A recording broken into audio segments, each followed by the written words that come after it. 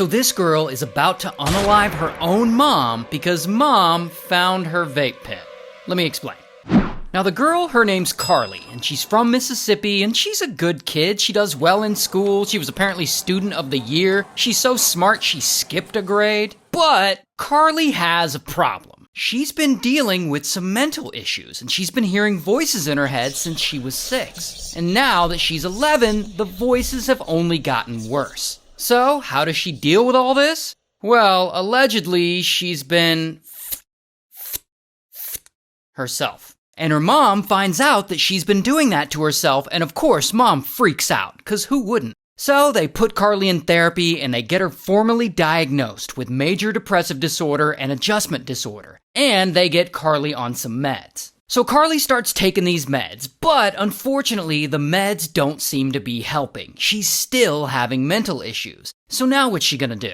Well, at some point, Carly gets introduced by some of her friends to a little Zaza. So she starts hitting that Zaza, and it turns out that she really likes how it makes her feel. She's like, damn, this is kinda nice. However, she's still really struggling with the mental illness stuff, and this is the only thing that seems to help. So she starts doing Zaza a lot. I guess she's really into those vape pens. And this goes on for a while. I guess Carly's hitting that Zaza daily.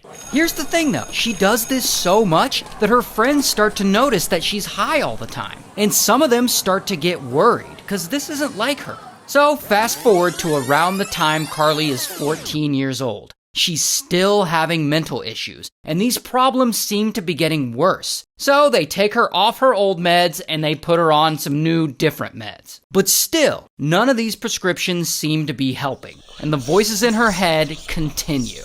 Now, here's where things get crazy. One day, she wakes up and she has to go to school. And her mom, who we'll just call Mom drives them both to the school, because Mom's a math teacher at that same school. And so Carly gets to school, and while she's there, she meets up with her friends. And one of her friends is really concerned about all the Zaza Carly's been smoking lately, and about all those burner phones she has. Because apparently Carly has a bunch of burner phones linked to secret social media accounts. I guess she doesn't want her parents knowing she has social media accounts, so she creates them with burner phones, and she'll use them to message boys and stuff she knows her parents don't approve of, stuff like that. Anyway, so this friend confronts Carly, because I guess he's worried about her. He's like, you're smoking too much Zaza, Carly. And Carly, she gets mad, like he's all up in her business. And they get into a big argument, and it escalates, and Carly ends up cussing the kid out. So that friend, in turn, he gets mad, and he goes and sends an email to Carly's mom, and bro tells her everything.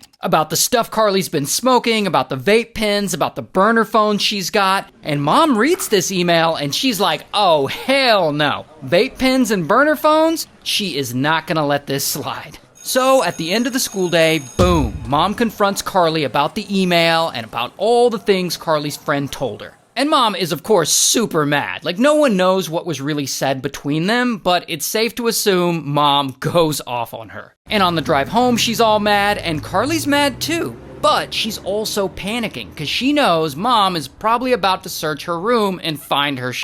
So they get home, and mom goes straight to Carly's bedroom, and she starts investigating, tossing the room, going through her stuff, looking for these alleged vape pens and burner phones. And this is where Carly flips, and she gets a terrible idea that's going to affect her life forever. Carly low-key sneaks into her mom's room, and she lifts up the mattress on the bed, and she grabs her parents' pew-pew. And then she creeps back toward her bedroom. And you can see her walking by on their home surveillance system. And you can see here that she's got the pew-pew behind her back. So then Carly goes into her bedroom where mom is. And mom actually just found 4 of her vape pens. So things are about to get tense. But before mom can say anything to her, Carly points the pew-pew right at her face. And she pulls the trigger. Blam! Blam! And mom falls to the floor, and Carly fires one more time. Blam! And this unalives mom. But then, it's almost as if she had this planned, because she goes back into the kitchen and she grabs her mom's phone off the counter. And you can see the phone in her hand here. And so she texts her stepdad, who we'll just call stepdad. So she texts stepdad and she pretends as if she's her mom. And she asks him, when are you coming home, honey? And stepdad replies just finishing some things up at work. Now Carly wants to know when he's coming home because when he gets there, she's about to unalive him too. And strangely, after she texts her stepdad, Carly starts singing to her dogs, as if she didn't just murder someone.